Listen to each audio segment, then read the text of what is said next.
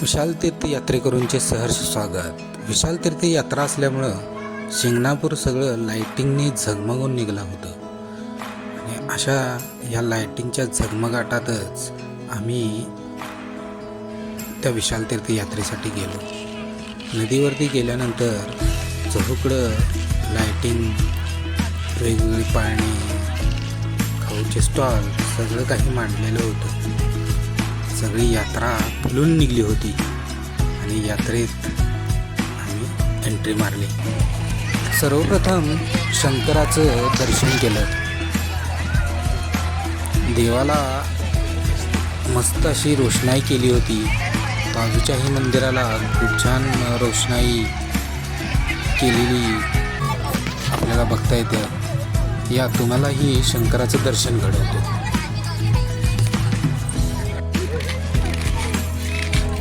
त्यानंतर शेजारच्याही मंदिरात मी जाऊन दर्शन घेतलं.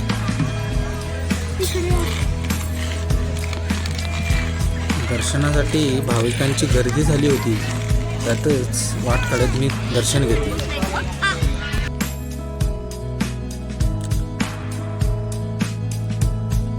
देवदर्शनानंतर आम्ही सरळ खाऊ गल्लीच्या वाटेला शिरलो. तर वेगवेगळ्या प्रकारचे स्टॉल लागले होते. एरवी ही गर्दी रंकाळ्यावरती पाहायला मिळते, पण आज ही नदीकाठी बघायला मिळत होती. आणि अशातच मी तिथून चाललो होतो.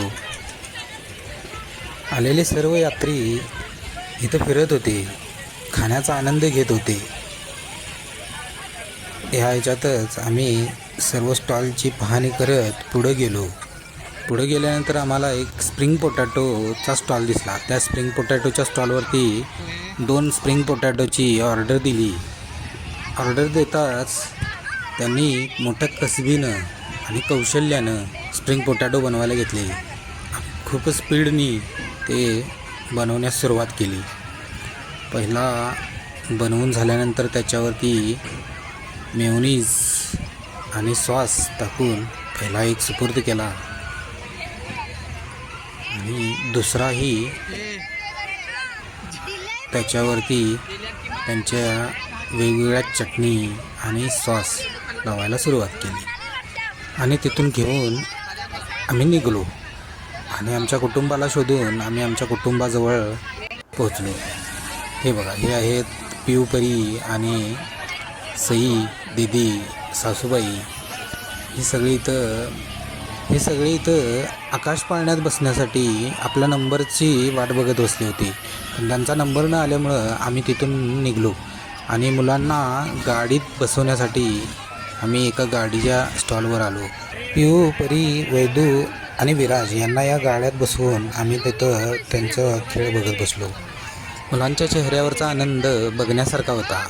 आणि तो बघतच आम्ही पुढं दुसऱ्या एका तशाचशा विमानासारख्या दिसणाऱ्या गाडीत पुन्हा त्यांना बसवलं. त्यानंतर बायकांचा मोर्चा वळला तो काकणं घेण्याकडे. कोणी काकणं घेत होतं, कोणी माळा घेत होतं. वेगवेगळी खरेदी चालू झाली होती.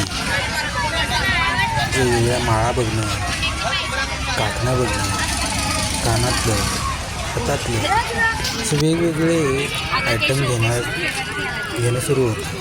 त्यातच आजी आपल्या नातींना बाहुले घेऊन देण्यासाठी या स्टॉलवरती आल्या. वेगवेगळ्या बाहुल्या बघत खरेदी करण्याचा सपाटा सुरू होता. आणि अशातच या दिवसाची समाप्ती केली. दुसऱ्या दिवसाची सुरुवात आम्ही पहाटे 5 वाजता उठून केली होती. सकाळी पहिल्यांदा आई, मावशी आणि मी चूल पेटवायला घेतली, कारण आज यात्रेचं जेवण बनवायचं होतं आणि जेवण आज ठरवलं होतं की चुलीवर बनवायचं. मग मी तिथून सरळ खाटिकाच्या दुकानात गेलो. तिथं गेल्यानंतर माझा गेल्या नंबर आला. त्यांना मी अगोदरच ऑर्डर देऊन ठेवलेली असल्यामुळं माझा नंबर त्यांनी गेल्या घेतला होता. त्यांनी मला मटणाची क्वांटिटी विचारली आणि मटण काढायला सुरुवात केली. मोठं एक रान बघून त्यांनी पहिला रान उचललं, कारण मटणाची क्वांटिटी तशी बऱ्यापैकी होती. मटण तोलायला सुरुवात केल्यानंतर त्यांनी पहिला रान टाकून तर घेतलंच होतं.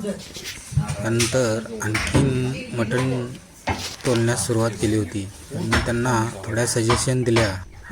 मटण तोलतच बाकीच्या कस्टमरांबरोबर पण व्यवहार करत ते माझं मटण तोलत होते.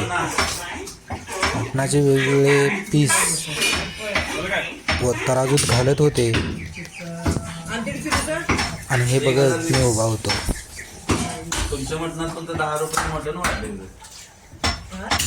तुमच्या मटणात 10 रुपये वाढलेलं हो. लय चरबी घालू नका. मानेच आहे का नाही? माने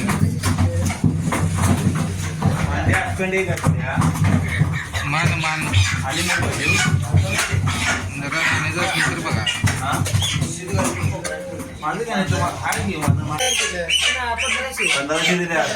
हा मटणाचा काय पीस आहे मला आज तक कळालं नाही. ह्या खडकाला पूर्ण मटणापासून वेगळं करतात.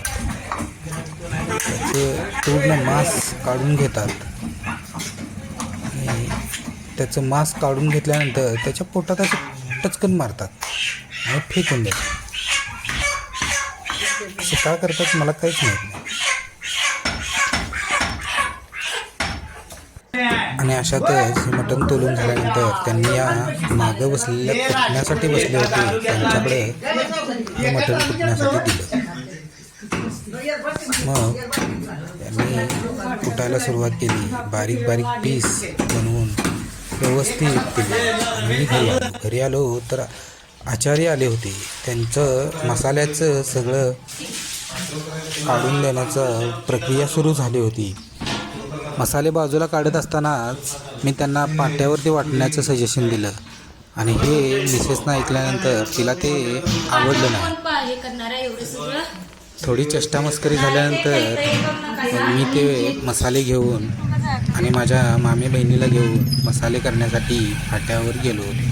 तिथं गेल्यानंतर त्यांच्या शॉपमध्ये मसाले करण्याची प्रक्रिया अगोदरच सुरू होती. कारण गावची यात्रा असल्यामुळं सगळ्यांचेच मसाले करणं सुरू होतं. त्यातच त्यांनी ते मसाले बघितले आणि मामी बहिणीला खोबरं मस्त असलेलं कापून घेण्यास सांगितलं.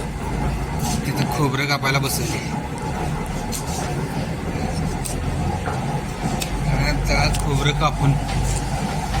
खोबरं कापून झाल्यानंतर आमचा नंबर लगेचच आला.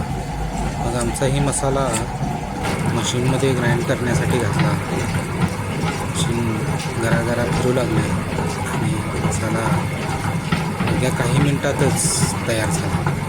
तो घेऊन मी परत घरी आलो. तेवढ्यात इकडं आचार्यांचं कांदा लिंबू टोमॅटो कापण्याचं काम पूर्ण झालं होतं. कोथिंबिरीवरती शेवटचा हात मारताना मी इथं हजर झालो.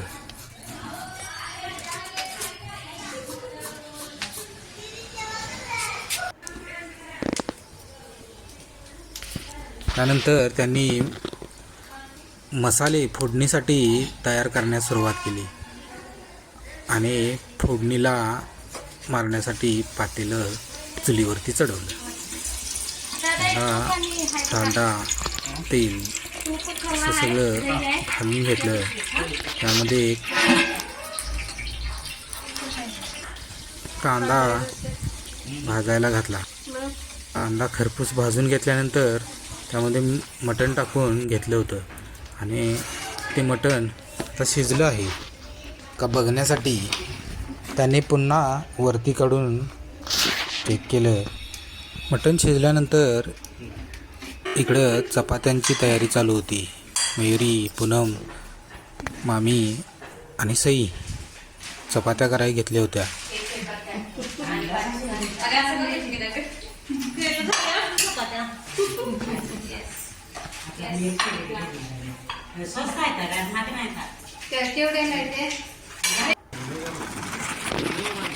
आचार्यांनी भाताला फोडणी दिली होती. भाताचा मसाला पातेल्यात घालून भात घालून मग भाताची फोडणी तर झाली.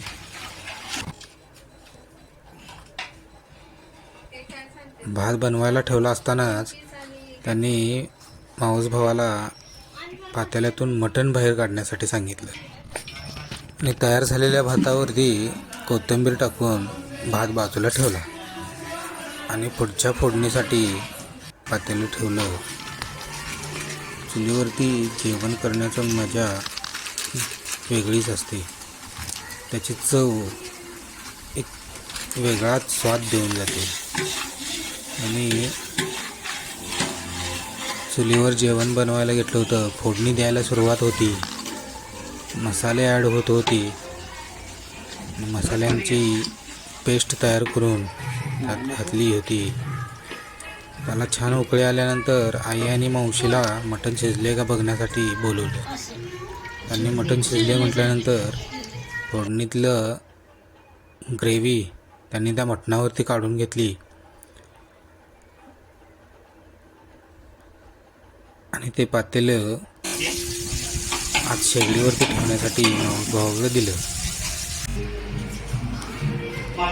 आतील बाजूस येऊन शेगडी पेटवून त्याच्यावरती ते पातेलं चढवून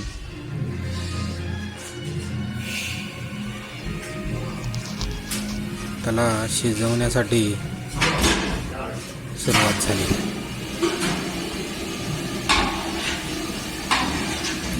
आणि हा आमचा मावस भाऊ आचार्याची नक्कल करत होता.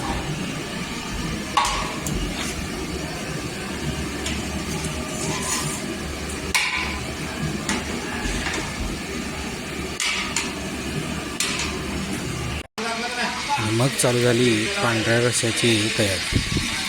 पांढऱ्या रस्स्याची फोडणी कशी मारतात आणि पांढरा रस्सा तयार करतात कसा हे बघण्यासाठी आमचे घरातले सगळेच जमा झाले होते. रेसिपीची माहिती द्यायला चालू केली आणि त्या माहितीच्या सोबतच तो रस्सा बनवायला सुरुवात केली.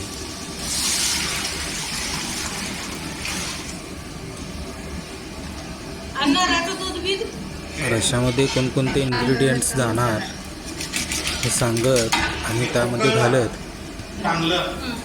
रस्सा तयार होत होता.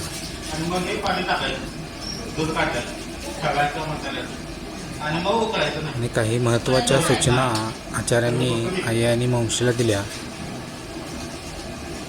शेवटी मीठ टाकून रस्सा उकळण्यासाठी ठेवला. इकडं सोनूची कोशिंबीर करण्याची तयारी सुरू झाली होती. सोन्यानं कोशिंबीर केली आणि इकडे रस्सा उसळल्यानंतर त्यामध्ये घातलेले जे मोठे खडा मसाल्याचे काही मोठे पार्ट होते ते आचार्यांनी बाहेर काढून टाकले. शेगडी बंद केली. त्यानंतर त्यामध्ये खवा आणि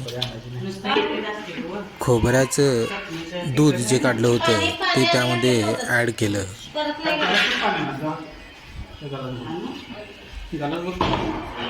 आणि आता या रस्स्याला उसळी द्यायची नाही असं सांगून आचार्यांनी रस्सा झाला असं सांगितलं.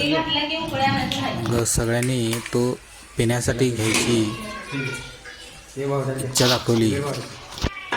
मग आचार्यांनी माझ्याकडे एक ग्लास दिला. सोनूकडे सुद्धा दिला. सोनूनं टेस्ट बघितली. टेस्ट बघून झाली रस्सा झाकून ठेवला. इकडं पाहुणे आलेले पाहुण्यांची जेवणाची सुरुवात झाली होती. जेवण वाढायला सुरुवात झाल्यानंतर पहिल्या पंक्तीला काही कमी जास्त आहे का विचारलं. मीठ व्यवस्थित आहे ना, तिखट व्यवस्थित आहे ना, या सगळ्याची खातरजमा झाल्यानंतर पंक्ती वाढायला सुरुवात झाली. लहान मावशीच्या मुलगानं जेवाय वाढायला घेतलं होतं. अशातच पाहुणे येत गेले. मावशा बसल्या होत्या. जेवण वाढता वाढता कधी संध्याकाळ झाली कळलंसुद्धा नाही. आणि रात्री आम्ही आमच्या घरचे मिळून जेवायला बसलो.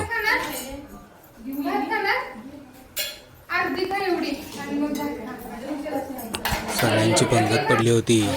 बाजूला काकी, दीदी, पूनम, सासू सासरे आणि मुलं बसली होती. मी जेवायला वाढायला घेतलं होतं आणि जेवाय वाढताना पांढरा रस्सा वाढत होतो, तांबडा रस्सा वाढत होतो. संध्याकाळची वेळ आणि फॅमिलीसोबत बसून जेवण चालू होतं.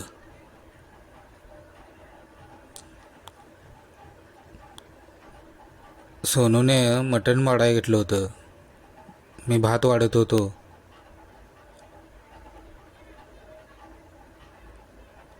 कोणाच्या पत्रावळीत द्रोण नव्हता तर कुणाला द्रोण हवा होता. पाण्यासाठी कोणी ग्लास मागत होतं. असं करत करत घरच्या सगळ्यांना जेवण वाढून झालं. मग मी जेवायला बसलो होतो. माझ्यासोबत मावशी बसली होती, मामी बसल्या होत्या, आई बसली होती आणि आम्ही मिळून जेवणाचा आनंद घेतला. अशा तऱ्हेनं आमच्या विशाल तीर्थ यात्रेची सांगता झाली. मित्रांनो, तुम्हाला हा व्हिडिओ कसा वाटला मला कमेंट करून कळवा आणि माझ्या चॅनलला लाईक करा, शेअर करा आणि सबस्क्राईब करा. थँक्यू, धन्यवाद, बाय बाय.